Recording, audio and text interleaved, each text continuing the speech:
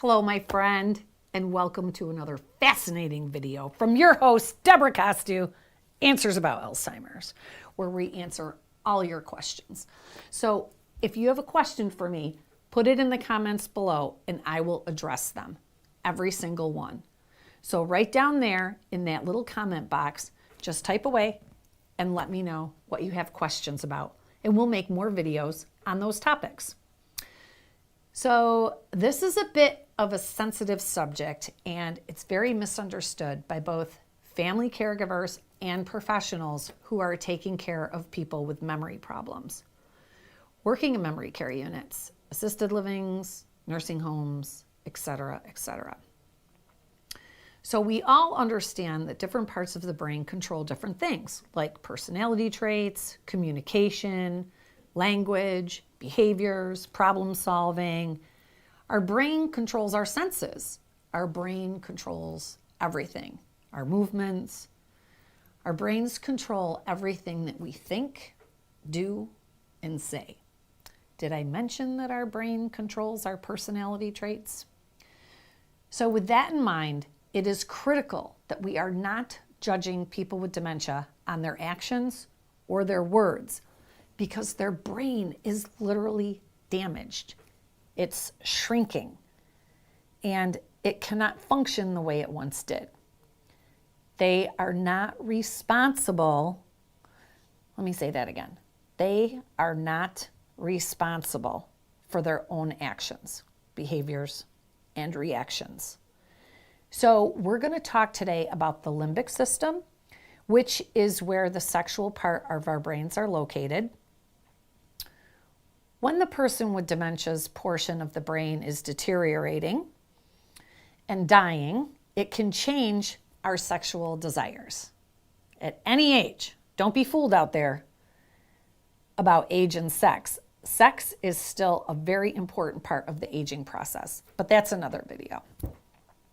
But when the limbic system is deteriorating in the brain, that's when we can have heightened or distorted sexual desires. Some of the most common inappropriate behaviors for people with cognitive decline can include masturbating or disrobing in public, pinching, grabbing, making sexual comments. I know that it can be incredibly frustrating for those of us who are taking care of people who may be very inappropriate at times, and usually we're taken off guard. And that's where we, as the caregiver, we make mistakes when we're taken off guard. The more that we can talk about these scenarios and practice them and rehearse them, either with other people or even in your own head, when these inappropriate disturbances arise, we can immediately know how to handle it. First and foremost, we have to remember that this is not intentional on the person with dementia's part. They are not intentionally being rude or disrespectful, and they are not a pervert, and they should not ever become the topic of discussion for the whole community. I want you to think about it this way. Think of that 85-year-old man, and think of him 30, 40 years ago. That would put him at about 40, 50 years old. What was his life like? Was he a family man? Was he a businessman? What did he do for a living? If that man 30 years ago had a crystal ball and he could see the future and he could see what he was doing or saying to others or what he was doing in public, do you think he wouldn't care? Do you think he'd be like, oh, well, whatever? Or do you think he would be embarrassed? Do you think he would say, oh my God, I would never do that to somebody. Shoot me. If I ever get like that, kill me, put me out of my misery. Our entire lives, we are trying to build our reputation. And I think for most people, if you say something inappropriate at the wrong time, and we've all done it, we're remorseful, right? We regret it. So how do you think that person with dementia would feel if they were capable of feeling, which they're not? Think about that. The next time you're with someone and they say or do something inappropriate. If they were 30 or 40 years younger, would they have done that? Would that be their personality? Probably not. So don't hold it against them. They literally cannot help it. And if they could, they would, because they would be totally embarrassed. All right, so now that we've kind of laid a little groundwork, and hopefully you're a little bit more sensitive to the fact that their personalities are also under attack from the cells of the brain dying, let's try to figure out how we can best handle these types of situations.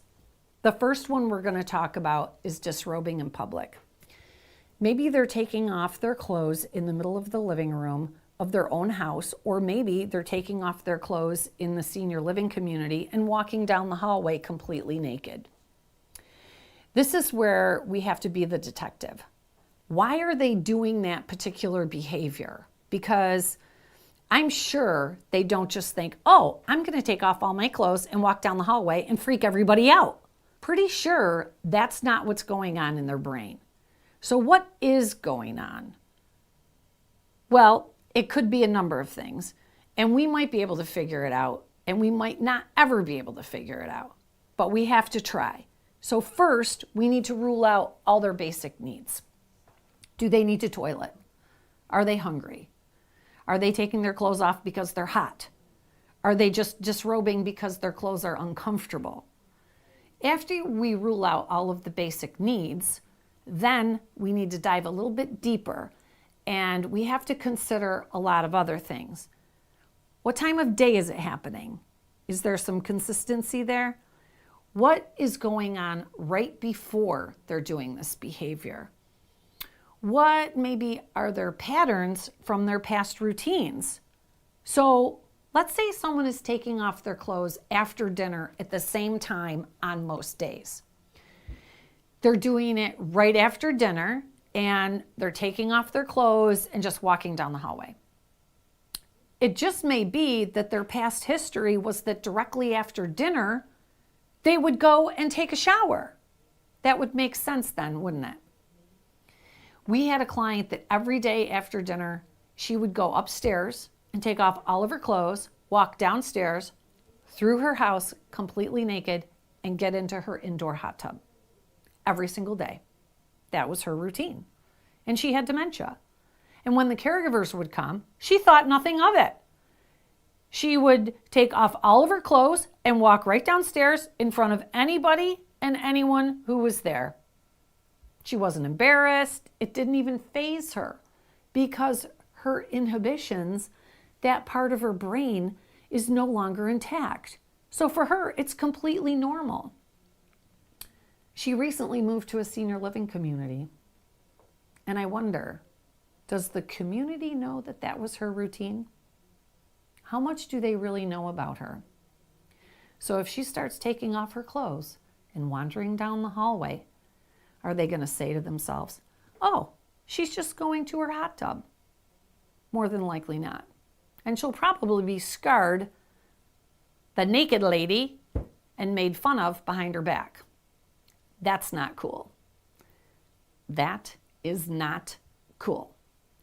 This woman was a very prominent person in her community, very prominent. And I know she would be mortified, completely devastated if she ever knew that she was doing something inappropriate.